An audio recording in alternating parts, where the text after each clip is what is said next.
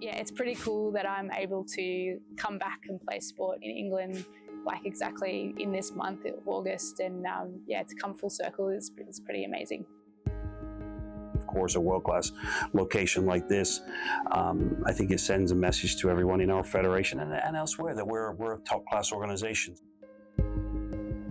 I think it means everything. I mean, I think the goal, with CP football is just to continue to push the level, continue to grow the game. It's great to see teams like Nepal here and continue to get in new countries as well to continue to grow.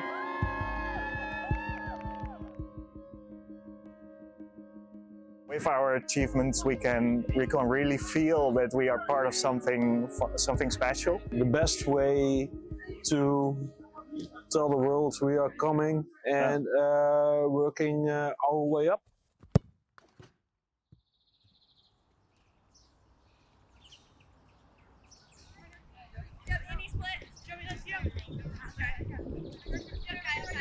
Cerebral palsy is the biggest number of people with a lifelong disability have CP. It's the biggest disability in the world, and therefore that should be represented at the highest level because that's the most amount of people. Our sport is differentiated by how you can get the ball back in bounds. You can throw it underarm because oftentimes our players have an impairment on one of or both of their arms, and therefore getting it back in bounds is a little different. The game has no offside. That makes it really exciting, and maybe the 11-a-side game could learn from us a little bit on how offside can be modified because we don't have it. The shortened games at 60 minutes, 2 30-minute halves, you got to be at it because you don't get that 90-minute time frame. You've got a little smaller goals, so you got to work a little bit harder to get the ball in the net.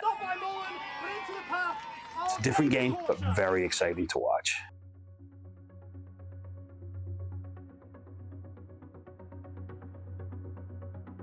Cerebral palsy football fans have waited 10 years for it. Since 2015, they've been waiting to see a tournament on home soil.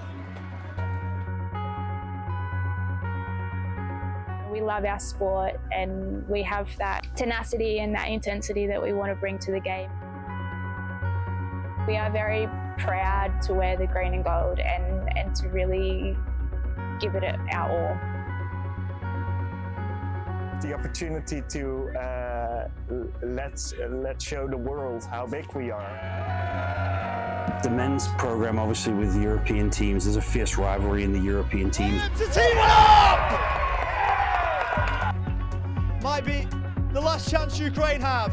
Balakai skips in field. Karamanian shoots. Pinballs around. What a save, More Than from. They played tough matches against strong teams, and I'm really happy to be the part of this amazing team. But then on the women's side, somewhat creating rivalries, although I will say the atmosphere amongst the women's teams yesterday was one of joy and pleasure to be here.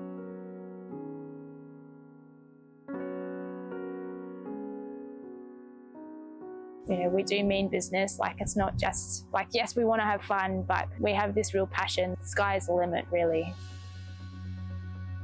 Our athletes speak on their own. You can see how much work it takes to play. I don't walk in the shoes of a CP person every day, but my son has CP and he always says to me, Dad, every one of your steps takes me 3, because that's what my body goes through. And if that's the number, maybe it's 2.5, maybe it's 4, but it's not easy to do that. And yet we watch these athletes go out there and pound it and tackle and crunch and to get to the level where you're playing international football, whether it's tiddlywinks or football, it's hard work.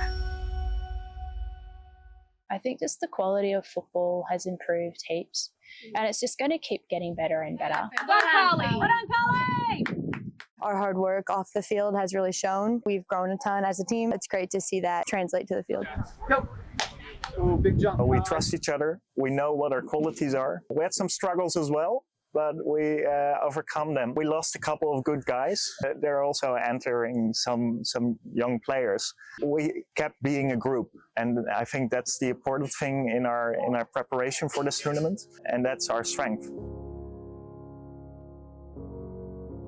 Low level of impairment from CP can just about get into the able-bodied game, just about. Anybody below that doesn't get into the able-bodied game. They're marginalized out at 8, 9, 10 years of age, and therefore they have nowhere to go. And so for us to provide or to create that environment for them, I think is crucial.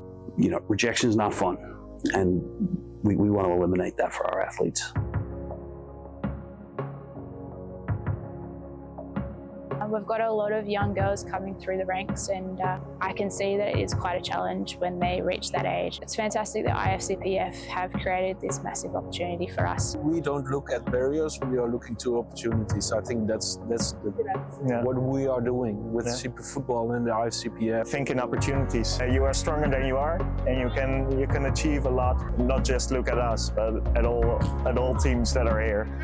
We show the world that we are worth it. So trust in yourself, be yourself, and then everything will come. Hope that this win of Ukrainian team will help to develop CP football in our country and all over the world. I hope that young players just see themselves in us, you know, and are able to use us as role models. I know that we had players that came before us that we looked up to as well. So I just hope that we're good leaders and to show them what they can do.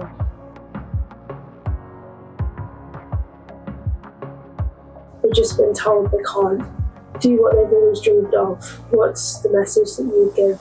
Bonner Paddock is the story on that question. Bonner was the first man on the planet with cerebral palsy to summit Kilimanjaro. And 4 years ago, we had him at our camp to speak inspirationally. He decided to stay on a couple of days because he was so inspired, and we learned that he was a college goalkeeper way back when. Lo and behold, a couple of weeks later, we needed a goalkeeper in England for a tournament. And so I called him up in his house in Mexico and said, Bonner, what are you doing this weekend? He said, I got 5 games for you. He said, 5? I'm playing? Long story short, here he is at 50 making his debut for the US as an unbelievable goalkeeper. So my message is, if I can find someone around the world at 50 that can make their international debut, you got the world at your feet at 8, 9, and 10 when you get cut.